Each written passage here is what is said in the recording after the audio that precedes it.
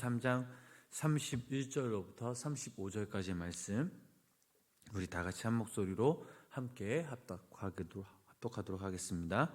그가 나간 후에 예수께서 이르시되 지금 인자가 영광을 받았고 하나님도 인자로 말미암아 영광을 받으셨도다.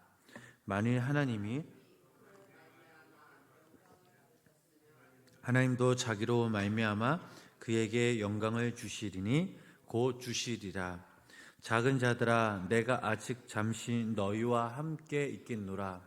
너희가 나를 찾을 것이나 일찍이 내가 유대인들에게 너희는 내가 가는 곳에 올 수 없다고 말한 것과 같이 지금 너희에게로 이르노라.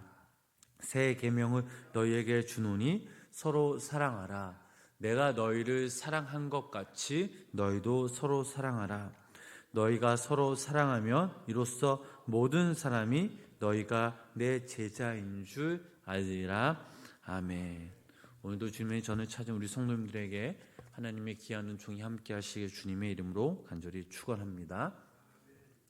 예수님은 십자가에 못 박히시기 전 다락방에 모여 사랑하는 제자들과 함께 최후의 그 만찬을 가지셨습니다.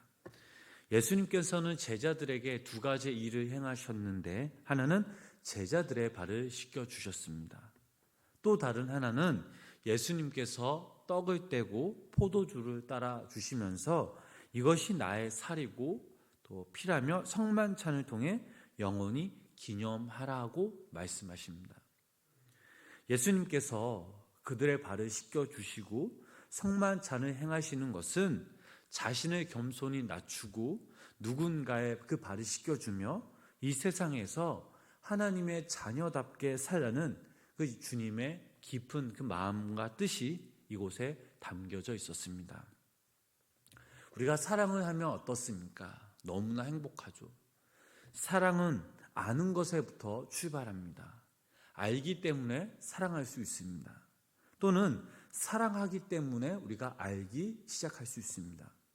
그러나 어느 경우도 전혀 모르고서는 전혀 할 마음이 없다는 이 사랑 자체는 불가능하죠. 예수님은 진정 당신의 제자들을 사랑하셨습니다. 사랑하셨기에 제자들에게 예수님의 그 겸손의 모습을 보이셨습니다.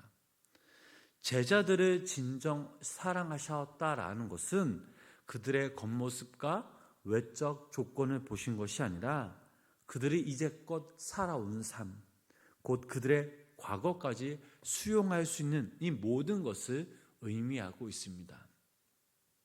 예수님은 진정 그들을 사랑하셨기에 제자들의 모든 것을 받아들이셨습니다. 예수님과 함께 최후의 그 만찬을 나누던 12명의 이 제자 중 한 명인 가룟 유다는 이렇게 주님의 간곡한 사랑의 겉면에도 불구하고 끝까지 자신의 고집대로 사탄의 그 유혹에 휩쓸려 자기 길을 걸어갔습니다. 이것은 예수님의 그 진정한 그 사랑, 영원한 그 생명을 버리는 거나 마찬가지였습니다. 가룟 유다가 나가고 예수님은 제자들에게 이렇게 말씀하시죠. 34절, 본문 34절 말씀 우리 함께 읽어보도록 하겠습니다. 새 계명을 너희에게 주노니 서로 사랑하라. 내가 너희를 사랑한 것 같이 너희도 서로 사랑하라. 아멘. 자, 이 말씀은 저희들이 너무나도 잘 아는 말씀이죠. 예수님은 제자들의 발을 씻기시고 함께 성만찬 예식을 행하신 후 모든 말씀 가운데 제자들에게 아주 중요한 말씀, 방금 저희들 읽은 이 말씀을 이 제자들에게 하셨습니다. 어쩌면 지금까지 예수님이 하신 말씀 중 이 말씀이 가장 핵심적인 거라 말할 수 있습니다. 예수님이 주신 이 세 계명이 무엇입니까? 바로 서로 사랑하라라는 것이죠. 그동안 예수님이 하신 모든 말씀 가운데 항상 이 사랑은 자리 잡고 있었습니다. 모든 것은 사랑으로 통하고 사랑을 위해 존재하며 사랑을 목표로 두고 행한다라는 사실이죠. 마태복음 22장 35절로부터 40절까지의 말씀 보면 이런 말씀이 있습니다. 우리 이 말씀 함께 읽어보도록 하겠습니다. 그 중에 한 율법사가 예수를 시험하여 묻되 선생님, 율법 중에서 어느 계명이 크니까? 예수께서 이르시되 내 마음을 다하고 목숨을 다하고 뜻을 다하여 주 너희 하나님을 사랑하라 하셨으니 이것이 크고 첫째 되는 계명이요 둘째도 그와 같으니 내 이웃을 내 자신같이 사랑하라 하셨으니 아멘. 두 계명이 온 율법과 선지자의 강령이니라. 아멘. 자, 한 율법사가 예수님께 이렇게 묻죠. 예수님께서는 어떤 계명이 가장 중요하다라고 생각하십니까? 라고 묻죠. 그러자 예수님은 주 내 하나님을 사랑하라. 그리고 내 이웃을 내 자신과 같이 사랑하라. 아주 간략하게 말씀하셨습니다. 이것이 바로 첫째 되는 계명, 또 둘째 되는 계명이라는 것을 가르쳐 주셨습니다. 예수님께서 왜 제자들에게 서로 사랑하라라고 말씀하셨을까요? 만약 세상 사람들이 생각하는 사랑, 즉 이 사랑만을 행한다면 세상 사람들로부터 예수님의 제자라고 인정받을 수 있겠습니까? 당연히 인정받을 수 없습니다. 예수님께서 제자들에게 서로 사랑하라고 말씀하신 것은 세상 사람들과는 구별된 다른 사랑을 하라라고 말씀하셨습니다. 그렇다면 세상 사람들과 구별된 이 다른 사랑은 무엇입니까? 이미 예수님께서 제자들에게 보이셨습니다. 그리고 행하셨습니다. 그러므로 너희들도 이와 같이 서로 사랑하라라고 말씀하신 것입니다. 만약 하나님을 믿는 사람들이 이 사랑을 그토록 외치면서 행하지 않는다면 그것은 세상 사람들이 생각하는 이 사랑이랑 별반 차이가 없습니다. 그리스도인이나 인정받지 못하고 오히려 손가락질 당하며 욕을 먹겠죠. 왜 지금 이 땅에 있는 교회와 그리스도인들이 욕을 먹으며 비방당하고 있습니까? 세상 사람들과 구별 없이 똑같은 그 사랑을 보이기 때문입니다. 교회 안에 권력 다툼, 세습 문제, 재정적인 문제, 상대방 비방, 이간질, 이 모든 것들이 교회 안에서 다 이루어지기 때문입니다. 그래서 예수님께서는 이 제자들에게 그리고 오늘날 이 땅에 살아가고 있는 저희들에게 말씀하십니다. 서로 사랑하라. 세상 사람들과 구별된 이 사랑을 행하라고, 보이라고 말씀하십니다. 이 사랑은 인간의 외적 조건만을 사랑하는 세상 사람들과는 달리 인간 생명 그 자체를 사랑하라는 것입니다. 예수님께서는 보이신 외적 조건만을 보지 않으시고 한 생명을 진정 사랑하시고 섬겼듯이 모든 생명을 이처럼 사랑하라고 말씀하신 것입니다. 우리들 역시 이렇게 구별된 사랑을 행해야 될 줄 믿습니다. 상대방을 나의 생명처럼 존귀 여기고 사랑한다면 우리의 마음과 시선과 생각이 달라질 수 있습니다.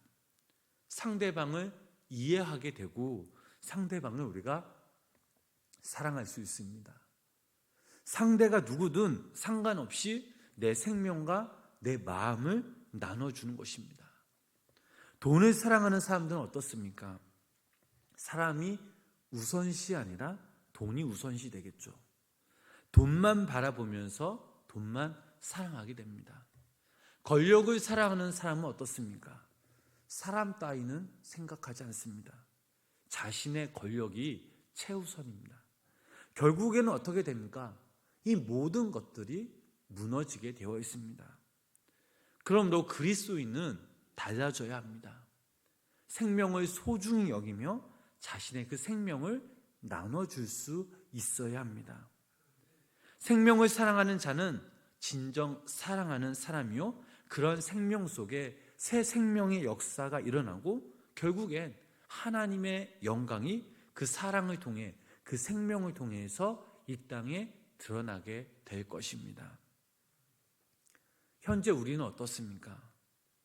우리들은 한 생명을 소중히 여기며 사랑하며 살아가고 있습니까? 이 말씀을 읽으면서 우리는 많은 생각을 할 수 있습니다. 아직도 우리의 자아가 강합니다. 우리의 생각이 강합니다. 한 생명을 사랑하는 그 마음이 때로는 부족할 때가 있습니다. 그러나 우리가 다시 이 말씀 통해 결단하고 회복될 수 있는 것은 우리가 다시 한번 주님의 그 마음과 주님의 그 사랑으로 다른 누군가를 아직 사랑할 수 있다라는 사실입니다. 그래서 우리는 하나님의 자녀로서 그리스도인으로서 다시 한번 변화될 수 있어야 합니다. 어떻게 변화될 수 있어야 합니까? 한 생명을 진정 소중히 여기며 우리의 마음을, 우리 생각을, 또 우리 모든 것들을 나눠주며 우리가 먼저 희생해야 될 줄 믿습니다. 예수님께서는 우리를 너무나 사랑하시어 당신의 생명을 희생하시고 버리심으로 우리 생명을 살신 것 같이 제자들 그리고 우리들 모두가 서로 이 생명을 나누고 또 포기하고 진정 서로의 생명을 존귀 여기며 서로 사랑하는 자가 되어야 될 줄 믿습니다. 이처럼 우리가 이 땅에서 주님의 그 참 사랑을 나누며 살아간다면 하나님의 제자요 하나님의 자녀로서 세상 사람들이 인정하는 그리스도인이라고 우리는 말할 수 있습니다. 구약 성서 열왕기상 17장 말씀을 읽어보면 저희들이 너무나 잘 아는 엘리야와 사르밧 가부 이야기가 나옵니다. 하나님께서는 특별히 이 여인을 너무나 사랑하셨습니다. 남편을 일찍 여의고 아들과 단둘이 살았습니다. 그런데 이 여인의 삶은 그리 평안하지가 않았습니다. 더 안타까운 이 사실은 여인과 아들이 살고 있는 그 땅에 수년 동안 가뭄이 이어지자 먹을 것이 없어 굶어 죽기 직전까지 갔습니다. 그때 하나님께서 그 여인과 아들을 구하시기 위해 선지자 엘리야를 그곳에 보내십니다. 여인을 만난 엘리야는 묻습니다. 먹을 것이 있는지 묻죠. 그러자 이 여인이 이렇게 말합니다. 당신의 하나님 여호와께서 살아계심을 두고 맹세하노니 나는 떡이 없고 다만 통에 가루 한 웅큼과 병에 기름 조금 뿐이다 라고 이렇게 말을 합니다. 여인과 아들은 마지막 식사를 행한 후 죽기를 기다릴 수밖에 없다라고 말하죠. 생각해보면 얼마나 불행한 상황입니까? 그런데 그때 엘리야가 그 여인에게 뭐라고 말합니까? 그 마지막 그 양식으로 엘리야 자기 자신을 위한 떡을 만들어 오라고 요구를 합니다. 자, 이 얘기를 들은 이 사르밧 가부 여인은 얼마나 당황했겠습니까? 그러나 이 여인은 그 순간만 당황할 뿐 엘리야의 요구를 들어주게 됩니다. 즉 타인을 위해 자신의 마지막 생명까지 나눠주는 아름다운 그 광경을 보여주죠. 사르밧 가부가 엘리야를 위한 그 떡을 만들어 주었을 때 어떤 일이 생겼습니까? 흉년이 끝날 때까지 여인의 밀가루통과 병의 기름이 끊임없이 넘쳐났다라는 사실입니다. 사랑하는 성도 여러분, 이것은 성경 속 이야기지만 오늘도 우리는 우리 삶 가운데 이러한 생명의 역사가 일어나야 될 줄 믿습니다. 새 생명의 역사가 일어날 때에 하나님의 역사가 일어납니다. 예수님께서는 자기 생명을 버리심으로 영원한 생명을 얻으셨고 지금 저희들은 그 생명을 이 땅에서 누리며 나누며 살아가고 있습니다. 오늘 주님께서 우리 성도님들에게 말씀하십니다. 서로 사랑하라고. 이 말씀을 오늘 하루 살아가시면서 우리 생명이 끝나는 그날까지 이 말씀을 품고 살아가시길 주님의 이름으로 축복합니다. 그리스도인의 생명의 삶은 타인의 생명을 위해 기꺼이 내 생명을 나누고 포기하는 삶입니다. 우리가 이 생명을 기꺼이 짊어지고 나아갈 때 우리의 인생은, 우리의 삶은 더욱더 하나님의 크신 그 사랑으로, 은혜로 가득 채워질 것입니다. 왜 그렇습니까? 비로소 우리는 하나님의 제자요 하나님의 사랑이 되었기 때문입니다. 바라옵기는 오늘 여기 모인 우리 성도님들, 영상을 통해 예배를 드리는 우리 성도님들이 하나님의 사랑, 이웃의 사랑을 통해서 더욱더 예수님께 귀하게 쓰임 받으시며 생명을 위해 또 다른 생명을 낳는 하나님의 천국 백성들 되시길 주님의 이름으로 간절히 축원합니다. 기도하겠습니다. 우리의 생명 되신 주님, 오늘도 이 새벽 주의 전에 모여 함께 예배 드리게 하심에 감사를 드립니다. 우리는 예수님으로 인해 영원한 생명을 얻은 자들입니다.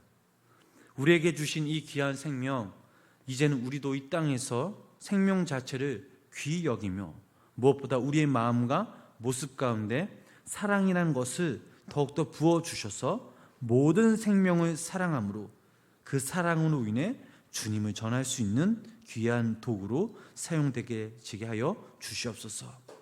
오늘도 이 시간 우리 성도님들의 그 마음과 각 사정을 주님께서 아시오니 하나님, 우리의 마음과 우리의 기도와 우리의 간구를 들어주시옵고 당신의 때에 응답받는 놀라운 은혜와 역사가 우리 가운데 임하게 하여 주시옵소서.